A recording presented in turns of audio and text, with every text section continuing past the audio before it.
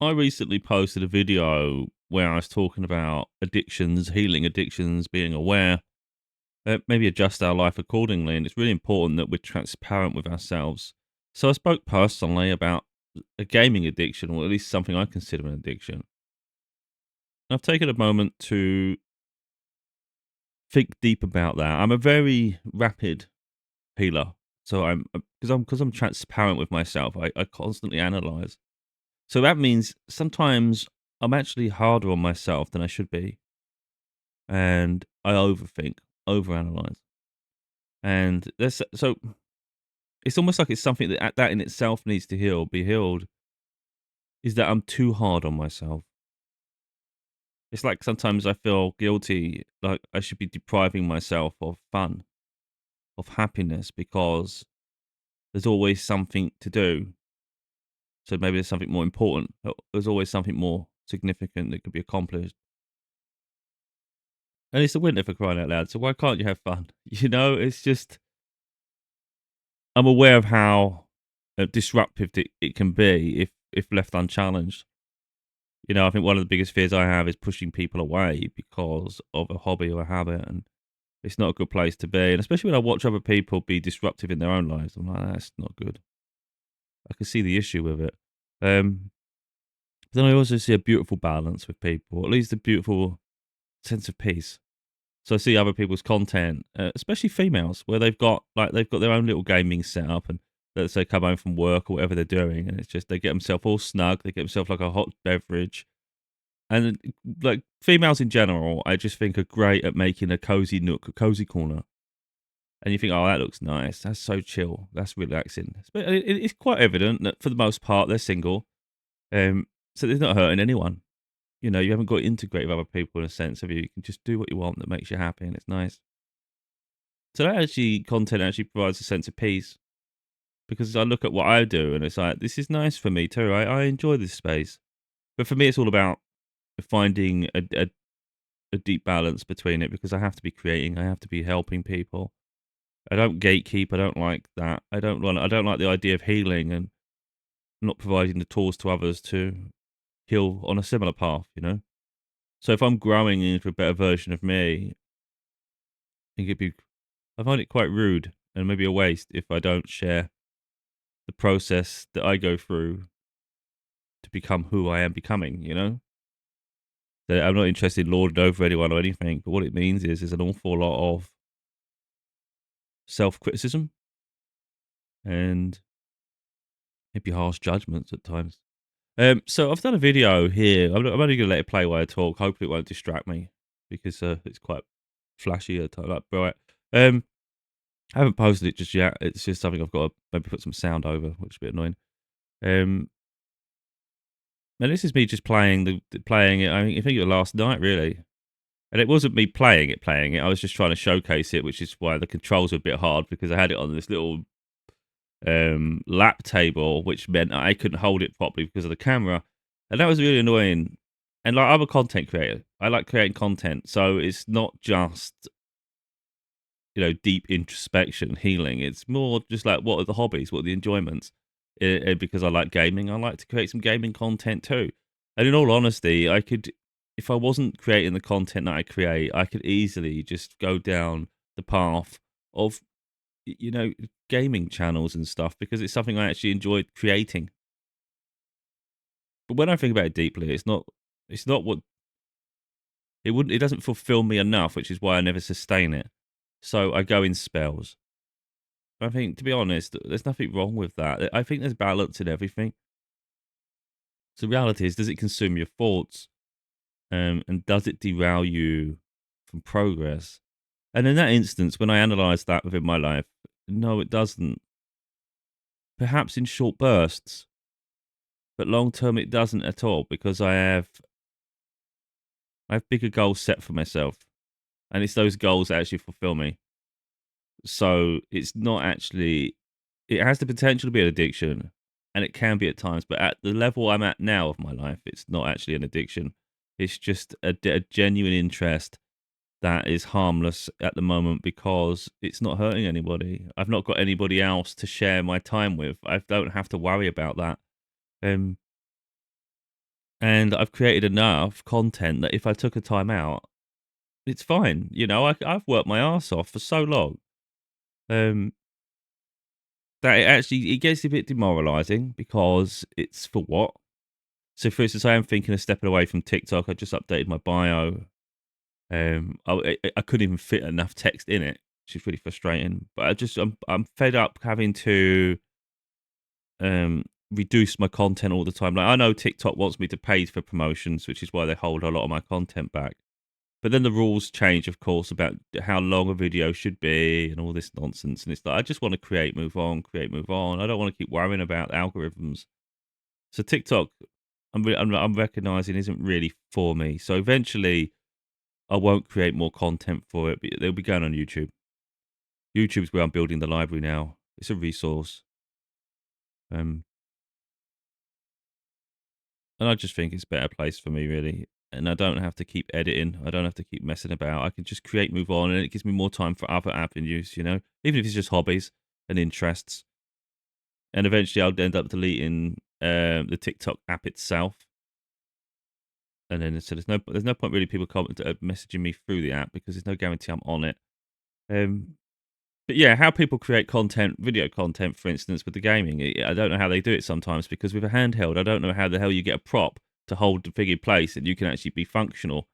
Um, with this video, I used the cinematic feature on my phone because I thought it'd be good to block out the background. But of course, I ended up bringing the device closer to me and then there was no background. So what it did, it started blurring the bloody screen. So I'm trying to change angles on some of the footage because it was actually blurring the image rather than what I wanted it to do. Um, but it's such a great device, this handheld, that I'd already invested in my gaming setup, like my gaming laptop. I was considering selling my gaming laptop to get a new desktop tower because I've sold them in the past. And then I upgraded it slightly with some more memory, and it's been great. And I've got an ultra wide monitor, so overall, it's like a powerful desktop anyway. And then I get this handheld device, which is considerably cheaper, and I'm recognizing it's playing everything that I want to play. But it's far more convenient because you're not stuck at a location, you know. I can sit on the sofa, I can sit on the bed. Um, so the reason that how that can become an addiction, and that's where it needs to be recognized a little bit there, is if I sat at the desk, for instance, and I was playing games, and then I went and played loads of games on the handheld, that's where you start to think how many. I think to classify an addiction, it's like, are you overthinking about it? Which not really, and how many hours of your day is focused on it, even if you like, if it's playing or thinking, and it's like, it's not. I don't think it's that at all. So it's fine because I think my big problem is I want to fit everything into a day, and when something takes up time enough that it stops me doing something else, that's when I get a bit like this needs to slow down. But then it's like it's a lot of time. It's not much different to the other medium. So for instance, let's say I think, oh, I haven't watched a film in a while. Or I haven't really been watching TV. It's like, oh, no, this needs to get out of the way. But then it's like, is it much different? Is it much different? And again, I have to consider all that. But then the other part of me gets a bit petulant, really, because whilst I'm aware internally of a desire and a need to keep creating, keep putting my best foot forward, as it were, sometimes it feels like it's for nothing. Like, what's the point? And I do get like that. So, whilst I could easily finish the recent audiobook, and I could spend the next couple of months really working my ass off to produce my next book. And it'd be a great milestone, of course. Once they release, I love it because it's like, oh, that's another book. Like I'm always used to saying I got 6 books, but it weren't long ago I was saying I got 5. Before that, 4. You know, so when I know I've got 7, it'd be like, wow, you're crazy. How the hell did you do 7 books? That's cool. And like that was cool. So that's big of achievement in playing a video game or something else. But we also need to enjoy ourselves. And some of us are alone, so our enjoyment takes us in different directions. But that's not sort of to say that being alone is a bad thing, like a negative. It's actually, sometimes I think preserving our personal space is actually really, really important. It's like it's essential. I've set boundaries with so many people in my life, and I spoke about it, and I don't have any regret to that. I would much rather be in my personal space than surround myself with them. Like, I consider most of them cretins. It's like, that's just how it is. I'm not going to go too deep into this, but it was my mum's birthday recently. I'd already been down to visit her so many weekends. It's a long trip for me, 100 miles. I haven't got the funds or the ability to keep doing that all the time. So I couldn't get back down there again because it's been like I spent like 3 weekends prior, I think, to kept going down, going to and spend like a good few days there, not just a weekend. I was there for like sometimes a week, and I have to get back to some normality and start setting up my own foundation rather than keep being there. Because effectively, then it just becomes you running off from your own life. It's like you have to sort of put yourself in the situation and say, I need to get on with my life. Um, but yeah, anyway, so those that I've pushed away from, they don't prioritize my mum like I do. I talk to her nearly every day, and that's just because I want to talk to her every day. Do you know what I mean? It's not a case of I'm forcing myself to. I enjoy talking to her, and I enjoy spending time with her. So that's the relationship we have. But there's others in the family who they don't prioritize her. They prioritize others, and it's almost like they just save face. So on her birthday, they literally spent as little time as they could with her, and then left. And I thought that was quite disgusting when I heard about it. I'm not going to say the names. I'm not going to try and give away too much information. But I weren't impressed when I heard about that. I was like, you're having a laugh. And apparently they needed to go and do something because they had plans or something. It's like, yeah, them plans could have, you can always put things off. That could happen next week. It just says a lot. Um, and I was like, well, did you go out for anything to eat or anything? She said, no. But she didn't say too bothered, but I know her deep enough to know. But at the same time, she's like me now. I think she's getting to the point where she doesn't want to spend time with people who don't invest in her. And that's how I am, and that's happening with my daughter too. I think I've rubbed off on people, but it's like it's not a negative though. It's opening people's eyes to what's around them, and then it's for them to figure it out for themselves. And once your eyes are open, you can't close them. That's the point. So once you see the investment people put in you, it's really there's no closing that. You're aware. So those that obviously are affected will think it's disruptive. It's like no, you've treated people poorly for too long and expected them just to take the shoestring, and that will not continue. So the fact they wouldn't even I said they take you out for breakfast or lunch or anything. No. In the end, my mum had to buy herself a takeaway in the evening. And I just thought these people are arseholes in all honesty. That's what I think. I don't mince my words. I'm not interested in playing nice. I don't play falsities. I don't give a shit. Um, I just think that's what they've created. There's going to be a time when those same people are going to want attention, and they're going to wonder why no one bothers. And it's like because you never bothered, you never genuinely bothered, and now we see you. And it might be a time when maybe you want attention, and you're going to think, "Oh, I'm ready now." We're not ready for you anymore. You've had your moment. You prioritized other people, other situations, and it's fine. I always said about my daughter because certain family members, for instance, they had a way of pulling people in and then pushing them away whenever, so they could just discard you at moments. So it's always like they had control. When my daughter was born, I was like, "There's no way she's ever doing that. That's happening to her. I won't allow that. Too precious for that." Um, and that's that's what I've done. I've protected her from that. And she's opened her eyes now to the point where, for instance, Christmas she wants to spend just with me at my home. And I'm like, yeah, but I'd rather spend it at Nanny's. I want to spend it with like, my mum. I want us to be together on Christmas. And my mum likes it when we're all together. Um, and when I say all together, it's just like me, my daughter, and a couple of other people. The others, the cretins, stay away anyway because, yeah, they make it all about them, and they don't want to. They effectively they want everyone to gravitate to them, or they don't see them. Whereas I think, like my mum's the hub, we should go there. That's the hub. Other people, of course, you create your own family, do what you want, but don't expect everybody to follow you because that doesn't happen. So anyway, my mum tends to choose to bend it with me, and she likes that. And it's nice, but then it makes other people jealous, of course. But it's like, well, you could have easily you could have spent it with her too. But my daughter this year just wants to spend it with me at home. And that caused a bit of a conflict of interest for me because it's like, well, I want to spend it together, all together, but I get what you're doing. And, she's been through an awful lot and I want to give her the Christmas that she wants. So it was very conflicting for me, but I decided that I'll do I'll have the Christmas she wants and we'll have it at home. Um, so then my mum's made plans to spend it with my sister. But yeah, it's not the most comfortable situation for her. Yeah. I don't want to go too deep into it, to be honest.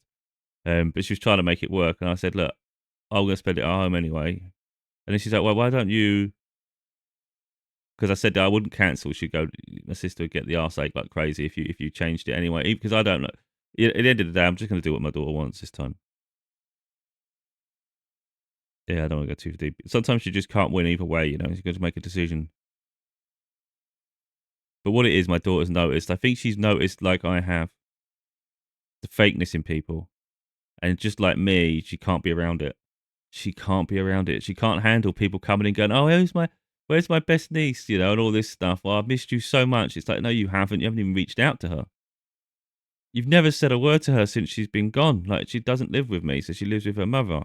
And I talk to her regularly. We do face chats. If she says, "Can we call? Can you call?" I kid you not. We won't just call. We'll call all day. It'll be the whole whatever I've got planned is gone. And sometimes I've got like plans, like, even if it's my book projects or something, or I've got myself settled to watch a film, just something where I'm like, you know what, I've got my day planned here. I'm ready to chill out, or I'm ready to work. And then boom, can you call? And I'm like, shit. Like, I love chatting to her, but sometimes I want to be productive, and it's like, all right, we'll call, and we'll talk all day. But she gets that from me. It's just whenever she needs my attention, it's there. But the others don't even answer her. So it's like, who the hell are you? And that got my back up in itself. If people are going to be disrespectful like that, you disrespect her, you've disrespected me, and I've lost all respect.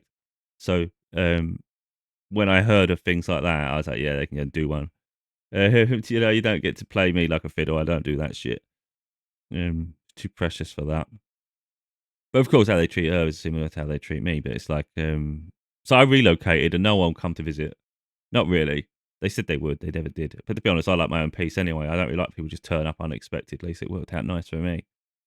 But it means that I no longer bother with them. So my focus is solely my mum in my life and my daughter for the most part. And, and that's how I live. So with that, I have space for myself, for hobbies, vices, and whatever else I want to throw my attention into. And I've got to stop feeling guilty for that. I think that's what it is. It's just I have a hard time.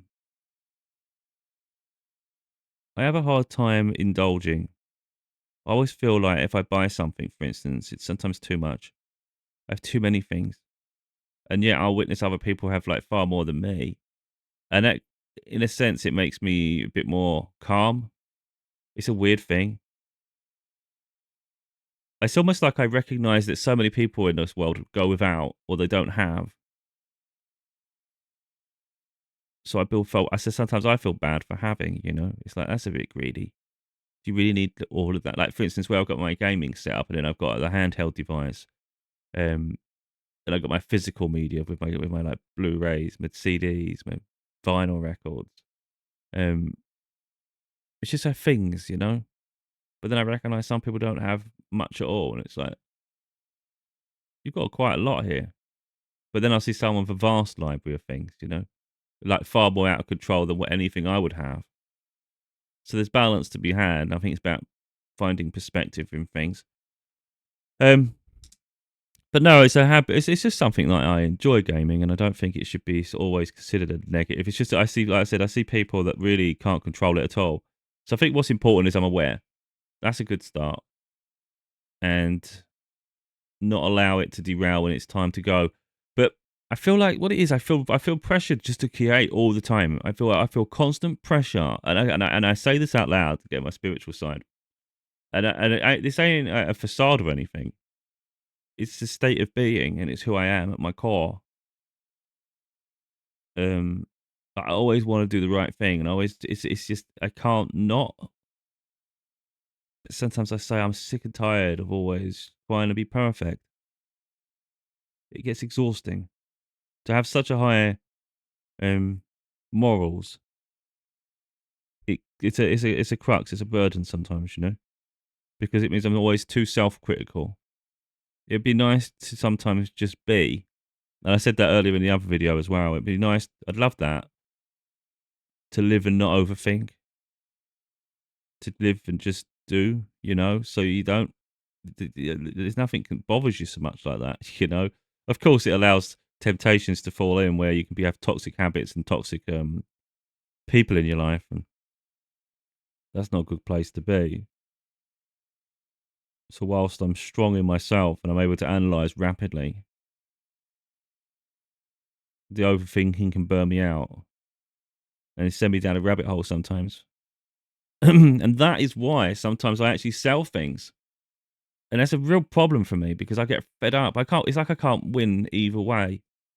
And it's almost like a self punishment for some weird reason.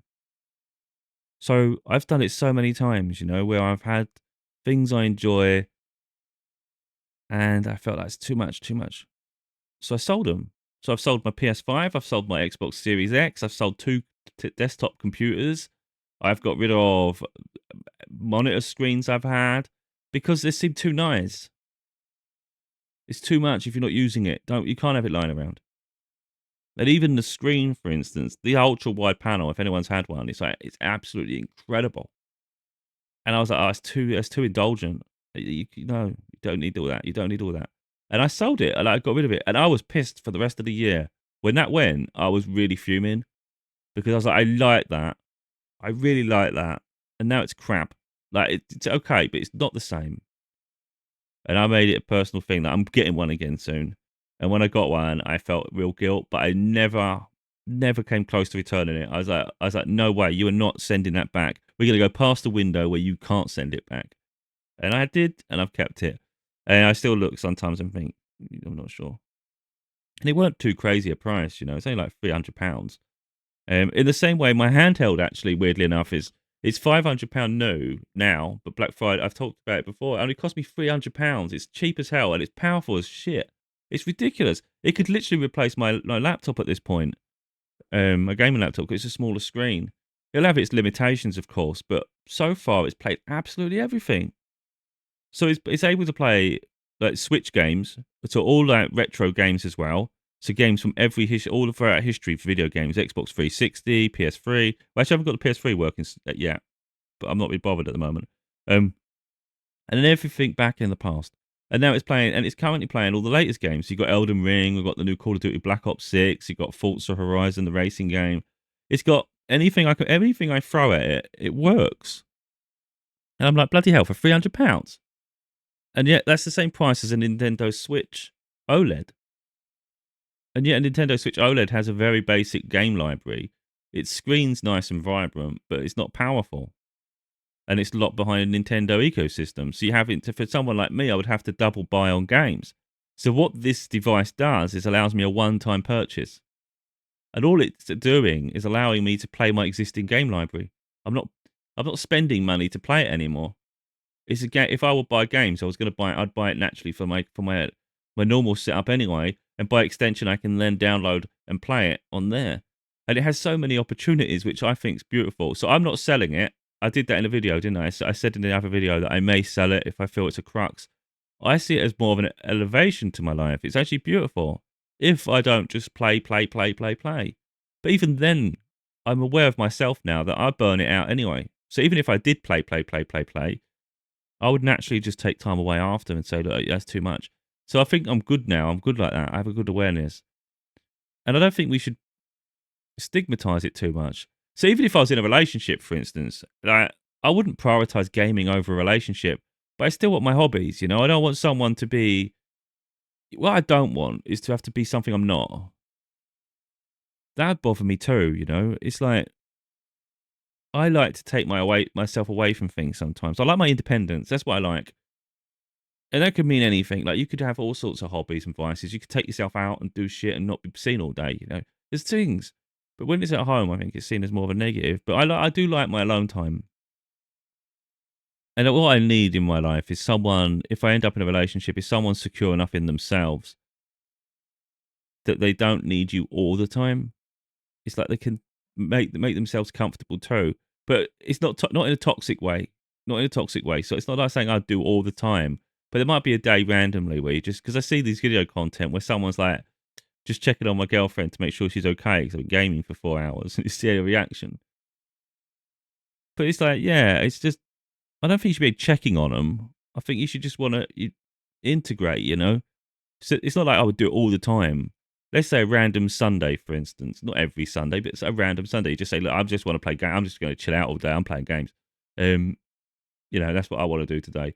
Or it might just be for a few hours. But even if it was all day, I don't think who gives a shit because it's like you just want to complete something or you just want to play something through. Doesn't mean you don't see each other throughout the day. And it doesn't mean it's every day. But I think when you say it, it sounds terrible. But I was thinking about it. I thought, why can't you have days to yourself though? No, you've got to be able to have that space, that freedom. Because I would allow it to them. It's like not allow it, but it's like accept it of them. And I think that's the thing. If I would accept it of someone else, then they should be able to accept that of me. But again, it's not like just be completely ignorant. You still could take out, you can still take yourself away from it and put like 20 minutes, half an hour at a time and spend time chatting and doing things. And if they need you for anything, you can stop and help around the home, help cook, help do. So it's not like I'll just play it. You just play it until you're dying. um, but if you want to, I think if you want to have fun, have fun. And I think that becomes a toxic trait in itself, isn't it? When people stop you having fun and they make it all about them. It's like, oh yeah, if you're gonna do that, then I'm not. It's like you do what you do. You do with you, man. I won't be held to ransom. I won't be held to ransom. It's like I understand if something's bothering you and it needs a conversation because if it got out of hand. But if it's just an insecurity, then that's something to work on as well, isn't it? Because it can't always be our fault because we have hobbies. Because the thing is, some people don't have hobbies. They don't have things that interest them, so they don't want other people to. So there's an insecurity in themselves. And again, for people to work on. So yeah, like I say, I analyze it a lot. I go deep. I go deep. I go deep into what is it I want to accomplish? How much of a distraction is it? Is it consuming my thoughts? Um, and then, um, does it affect relationships? Is it affecting people? But then it's like, who's invested in you? And what I'm recognizing in myself is I've got to heal that lack of, I want to say worth.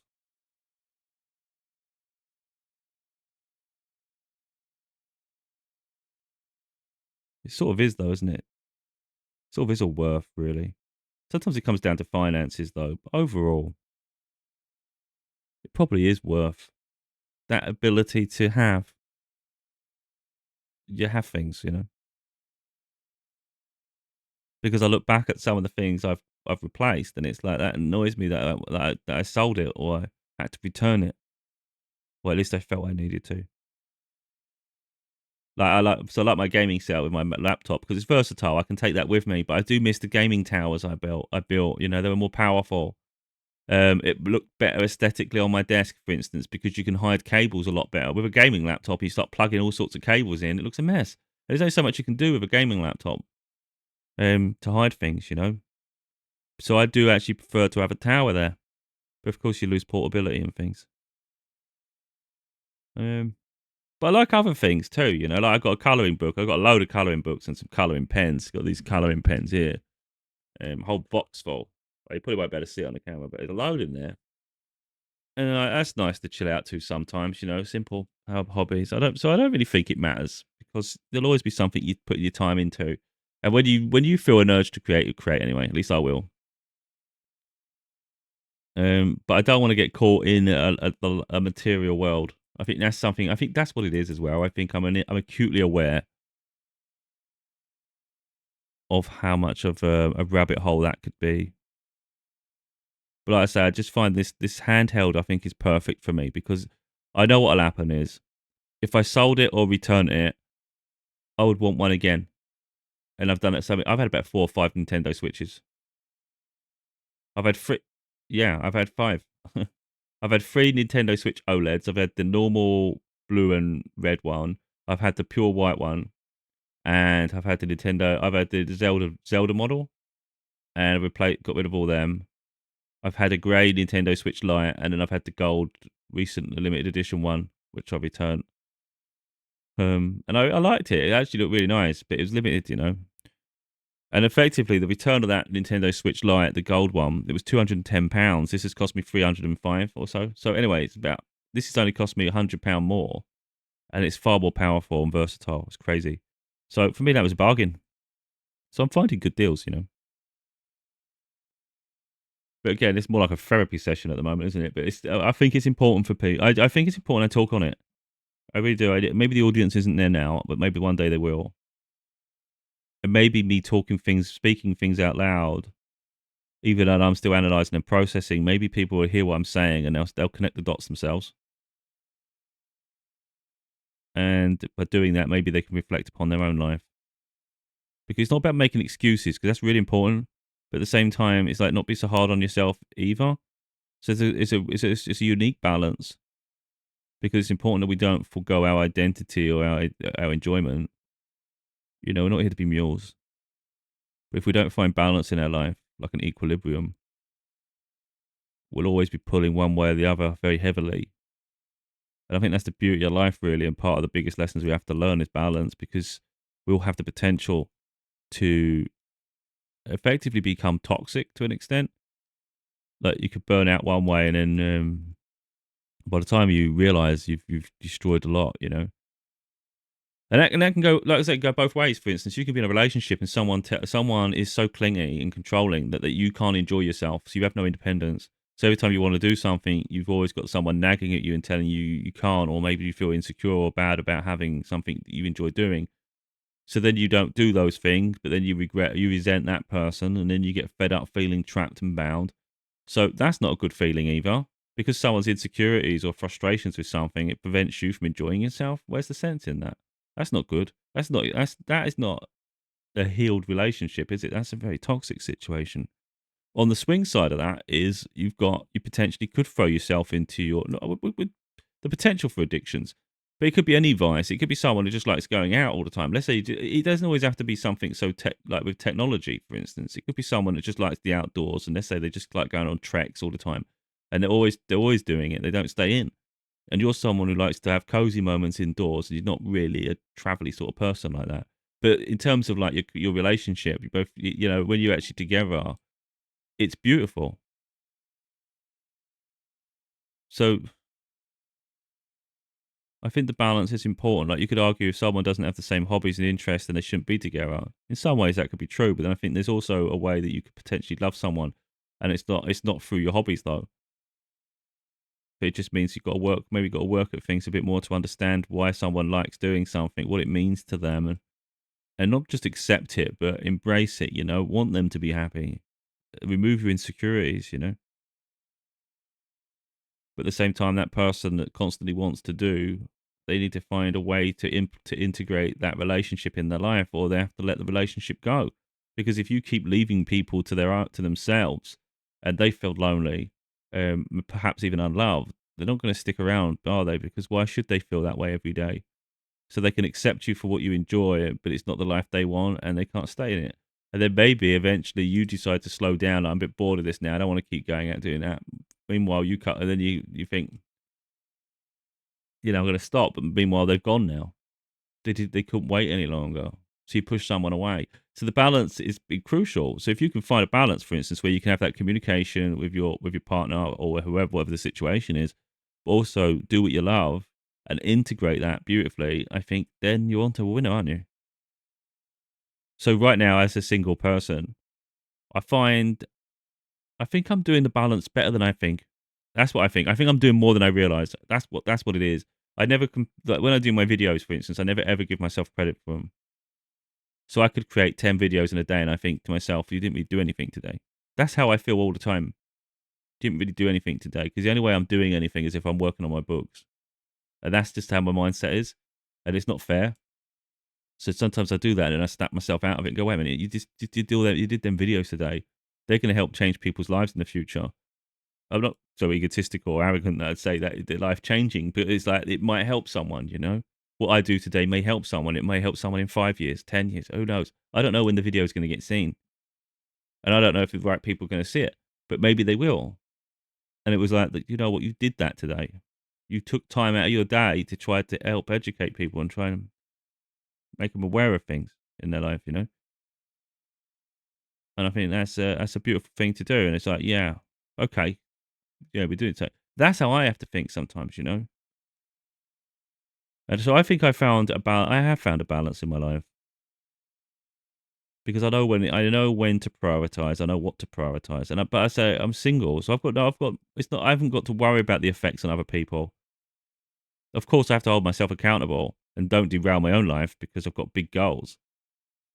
But those goals shouldn't be a burden either, though. They should be part of an integration into my life where it's seamless. You can do that, but then you can do this. You can take time away from that and you can do that, even if it's for like a month or so. You know, you don't have to constantly be doing. Um, like I say, it's not an addiction either. I think the biggest awareness that it's not an addiction actually is even if I plan to play a game or I'm in the middle of a game, or even if I want to watch a film or anything else I have planned, writing my books, doing anything. Whenever my daughter says, can you call? Unless I genuinely can't because it's a priority right now and I can't keep putting it off, I will, for the like 99% of the time, yeah, let's call. Even though I know it's going to disrupt my day. So I would argue an addiction would mean that I would say no to her, wouldn't it? And I don't. So I'm just harder on myself than I should be. I have an acute awareness of the rabbit hole it can put me down if I don't heal it, or like if I'm not controlling of it, and you end up living a life you don't want anyway. You know, so if you can find a balance in it, it's actually beautiful. You can have so much, you can have fun, but you're also achieving a lot. If it's unhealed, you achieve nothing, and you'll become frustrated later and burnt out. So the point is, don't get to the point of burnout. That's really important. Um, you know, it stands to reason I'm going to spend more time with it at the moment because it's new and I'm setting it up. For instance, I don't want to bore people with technicalities, but I recently put another operating system on it. So it was like a dual boot system. I was testing it, and although the other system was useful in itself, in its ways, it was becoming a burden for me to keep transitioning back and forth. So I started weighing up the pros and cons. Is it worth maintaining this, or should we just delete that sector and make it just a one operating system device? In the end, I've just deleted it, and it's now just one device full of everything, and I'm making it work. But again, it's time consuming because you've got to re-download the games and test everything to make sure it runs well beforehand. Bit boring for people, but I actually like all that tinkering. I've always been a bit of a technological geek, very nerdy like that. I find it fun. Um, but sometimes that's what takes my time up as well. But that's that tinkering mindset, you know. But like I say, I'm not sure if I'm going to keep creating videos for TikTok in general, because I have to keep cutting videos, and I'm sick of it. Because I create a video like this, and really, it's for people to sit down, let's have a list, chat. It's almost like a therapy session. Probably should just call it therapy. And I think when I do edits, for instance, people lose the rest of the message. You know, it's taken out of context sometimes, or they just see maybe the first 5 minutes and they're done, and it's like, well, you missed the rest of it. I don't want to keep giving people samples. It's like you either invest in watching it or you don't. You know. Um. So yeah, I'm not sure really. I'm not sure what the plan going forward is so much, but I'm going to just enjoy the journey of getting there. I think that's what it is. I need to stop putting pressure on myself and just enjoy the ride. And then I think things will transition a lot more smoothly for me, and let things just be. However it's going to be, will be. Yeah. I'm hopeful this has been helpful to people because it's not about deflecting or misguiding ourselves to validate something, because people will do that too. You know, maybe me doing all that, people will go, yeah, I ain't got a problem. What are they talking about? You have to still be honest with yourself. Do you actually have a problem? Because in the past, I'll admit, in the past, I definitely had a problem. I had a huge problem with it all. For me, it's at the moment, it's a distraction. I live alone. It can get lonely, you know. But again, I've spoken about it. I'd rather be alone than with the wrong people. So it's not like a terrible loneliness. I would say I'm far more comfortable with my circumstance than someone that's in a relationship where you're not happy together or surrounded by family members you don't want to be around. It's just that situation for me is far more damaging. It's exhausting in those situations. So I can get frustrated being alone sometimes, and it can weigh on me heavier than maybe I say. But it would weigh on me a lot heavier being around the wrong people. I can't do it. Hence why Christmas, it's just going to be me and my daughter this year. That was by her choice, but I see what I don't want to put her in situations where there's a risk. Because the thing is, like, if we spend time with my mum at Christmas, you just don't know if someone is going to pop in randomly, you know. And it's like, no, you're risking that. Now I can deal with confrontation and shit. I don't give a shit, you know. If people want to start an argument, I can stand toe to toe with them. But it's Christmas, and I don't really need that shit, you know. And I don't like fake. I don't like fakeness. That bothers me more. So I can deal with confrontation, but I actually hate fake people more. And I don't like that. That bothers me even more, you know. So don't start going, oh, hey. It's like, oh, you know what? Just leave me the hell alone. You know, we don't get along anymore. Just let it be. Just let it be. Just let it be. You know what I mean? You don't have to say it. We know it. You do you, I do me. Just stay out of my way. I stay out of your way. It's better for everyone. Because I'm not going to play nice. I don't do that shit. I'm not a fake person. That's the one thing you get with me. It's not that I'm trying to be confrontational. It's not like I'm trying to be arrogant. It's just that if we both know I don't get along anymore, and even if they want to make peace, it's like if we've already crossed that road. I already see you for who you are. You can't convince me otherwise. Even if you're healed, I still know your personality traits, and I'm fed up with it. So it's like, don't even try. Do not even try. If I say something's done, it's done. Like there's no wiggle room. So yeah, I don't do fake niceties. I don't do that shit. People say, oh, you know, oh yeah, missed you. It's like go do one. You ain't missed me at all. I ain't heard from you. And even if you try and reach out to me now, it's because you're lonely or you feel you're missing out. You think you can see my growth. Where were you when I was building myself? It's always they say that, don't they? Don't forget those that were there with you when you're at your lowest. But I think it's important as well not to forget those who weren't there when you was at your lowest. That's important. So yeah, that is important, isn't it? and I noticed that a lot. Who wasn't there? An awful lot of people weren't there. So I built myself up. My mum's helped me along the way. She has helped me. Like, so for instance, when I've had like real financial difficulties, she's helped me. She's really helped me with when it's at its lowest. You know, I always said that. I said that in my book, one of my books. I think it's A Heartbroken Daughter. Like she's like an angel. I said something like that. Like she's my angel. She's like my wings when I need to fly. Without her, maybe I wouldn't be so strong. I love who I am. Mirror image of my mother. To a degree, to a degree, we have our own personalities. Sometimes she says to me, "Oh look, times 222."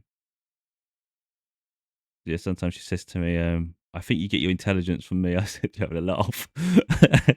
I don't think so. Yeah, she goes, "I think you did. I think you did." And it's like I didn't. I really didn't get it. Oh, it's funny because if you know her, you'd know that. Yeah, not the brightest sometimes. But she's funny and she's protective and she's very supportive. She can be judging at times, but then so can I. So that's why I say we've got very similar personalities like that. And the way she helps me is exactly how I'd help my daughter, no questions asked. And you know, and that's where I've had issues with some of the family members because they get jealous of that. I think, or they think you're taking advantage some way. And it's like I'm not taking advantage. I don't like people helping me. I don't like it at all. I'm annoyed that I haven't grabbed my breakthrough yet. But you can guarantee your ass that once I get my breakthrough and I'm doing well for myself, there's two people I will immediately bless, and I don't think it's hard to figure out who those two people are. My mum and my daughter. I don't forget those that have been with me through my biggest ups and downs. So when I get my breakthrough, if anyone thinks I forget, I don't forget. I also don't forget those who never helped me, and I will not help them an inch. When I'm doing well for myself, when I've got a lot of money, it's not about the money, it's the principle. I'm not helping anybody that didn't help me when I was at my lowest. Because there's times when I really have needed help. I don't reach out so much, but if people have shown an interest, they would have seen. Because also with some people, you naturally know not to ask anyway, don't you? And I think that says everything. If you don't feel comfortable asking someone because you know the answer is going to be no anyway, or they're going to judge, it's like, yeah, that's just enough. So I don't expect them to treat me any different. Do you know what I mean? So if I don't feel comfortable doing that with them, they shouldn't feel comfortable doing it with me. So even if I had £1 million, this is how low I think of them. And this is why I won't bother. And it's like, it's not about the money, it's principle. I'd rather help someone who has a kind heart than someone who is just like, no, I'm not going to say. So like, even if I had £1 million and said, oh, have you got any money? Because I just need it. I could do with that. Just £10 or something, just so I can get this or get that. You can have to ask someone else. I wouldn't even answer them. It's not about that. It's like, you never help me. There's times when £10 would have done me a lot. Even in my current situation, it's hard. I know I treat myself to things sometimes, but that's only because I'm at a breaking point. Sometimes I get fed up with having nothing all the time. So sometimes I give myself something, but it comes at a sacrifice. And it's like, for God's sake, I don't even know if I can have it. Literally, when I bought the handheld, it was like, I'm doing all the maths. And in the end, I was like, no, we'll be okay. We'll be okay. And then all of a sudden, the bills went out. And I was like, oh, shit, I didn't expect that one. Oh, you. And now it's like working out about your grocery shopping and things. But it's like, look, the reality is I could send it back and it can make my life a little bit easier. I could sell it.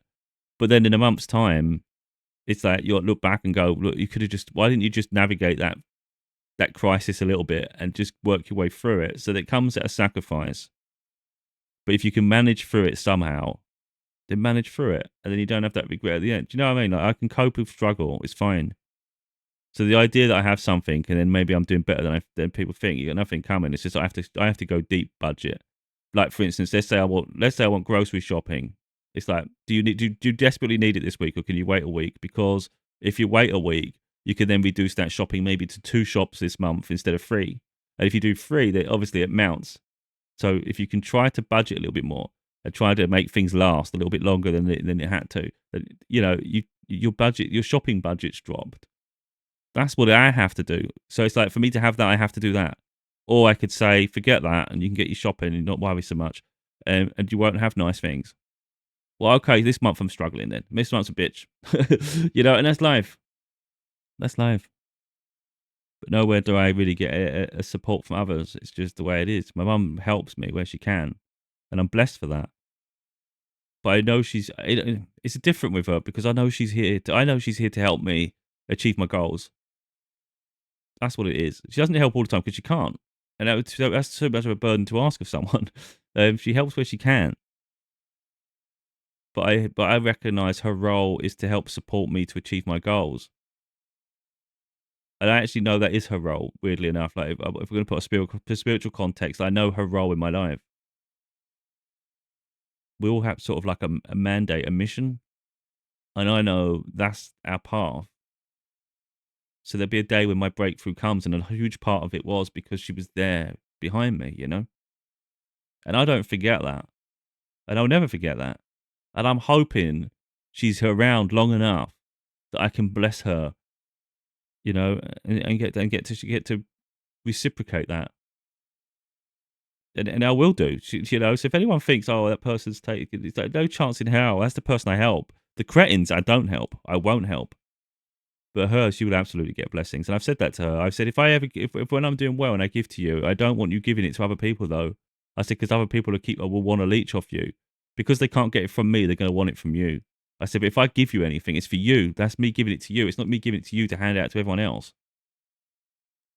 I said that to her. I want to give her like quite a large sum. If I've got money, I want to give her a large sum. So she doesn't have to worry, She deserves that. Money doesn't mean much to me. I think because I don't even because I would go without. It's like, it never has. If it did, I would never leave the jobs I leave, for instance.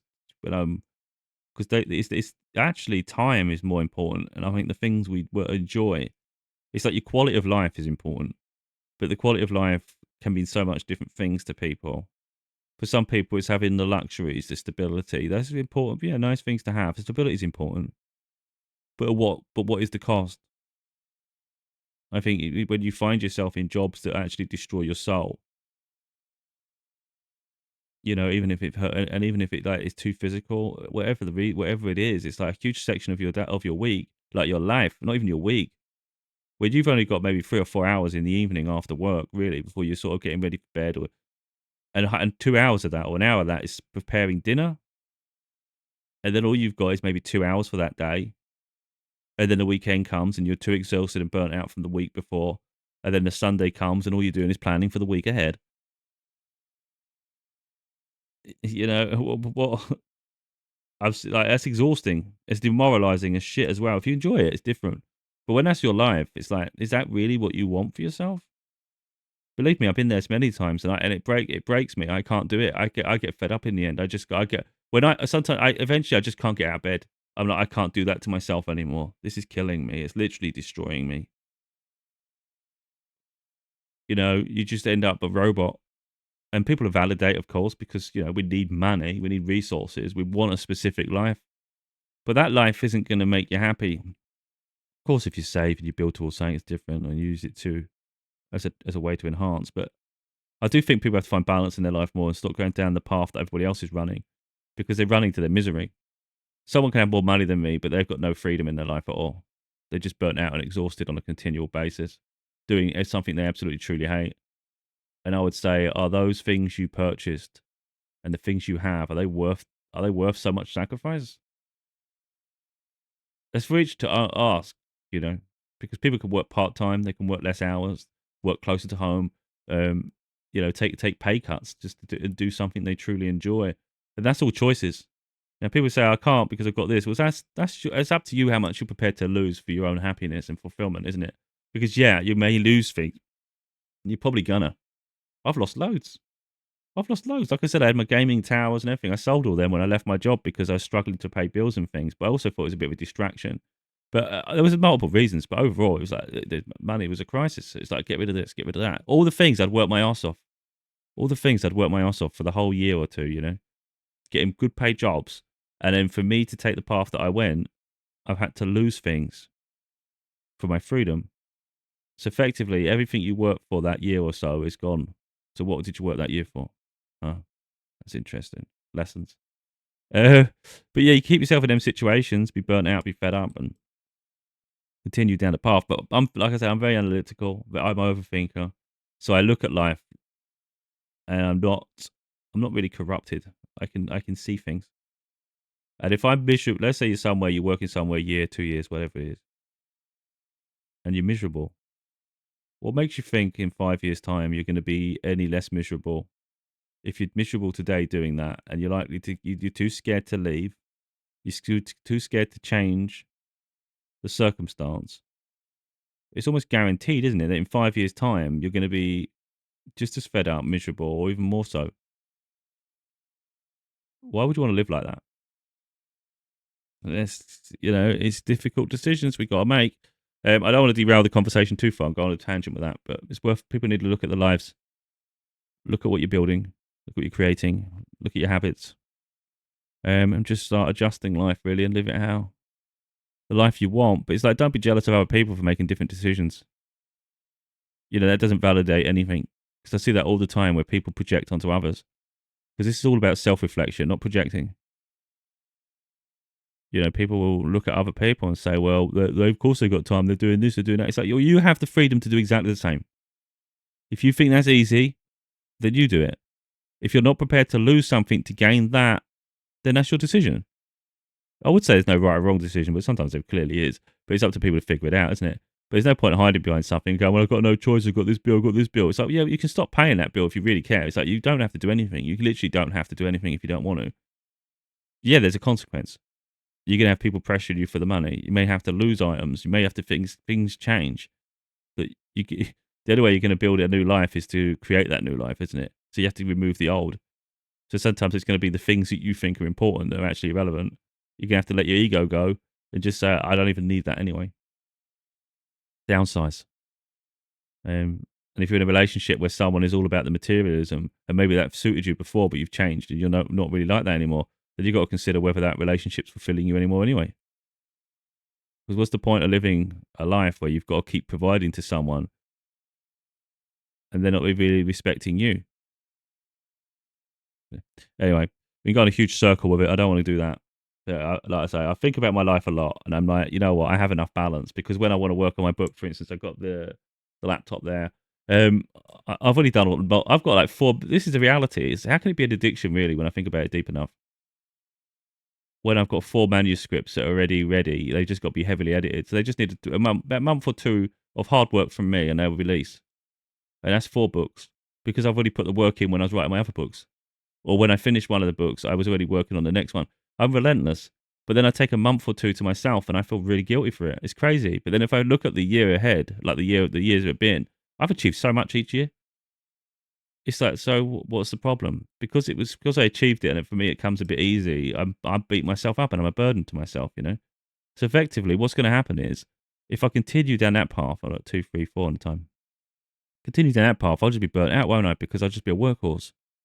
I'd consider every time I have relax or take time out that it's a waste and you're not doing enough. So then all I do is work. That's not good. That's not good. So I need to allow myself that freedom because I normally give myself the winter to relax, rejuvenate, replenish. Even if it's burning out doing something else like the gaming, I won't be doing it all the time. Especially spring. I love spring. I hate the winter. Winter's cozy, but at the same time, I just find it messes with my head because it's always dark and miserable and cold. Hate it. But spring, I love. Life opens up. Summer's good because it's like the days are longer. I feel like you can achieve more. Um, so my sleep pattern goes crazy in the winter. I mean, it's mad. I think sometimes you got to go with the flow, rather than fight it.